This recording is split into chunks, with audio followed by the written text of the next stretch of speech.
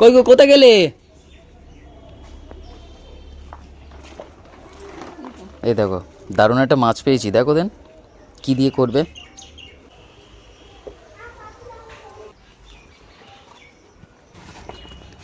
মাছটার সাইজ ভালো, বেশ খুব সুন্দর সাইজ হলো।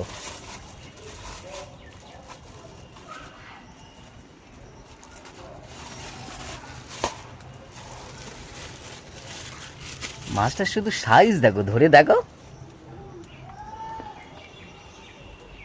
সাইজ দেখেছো? বাঁশ পাতা মাছ না?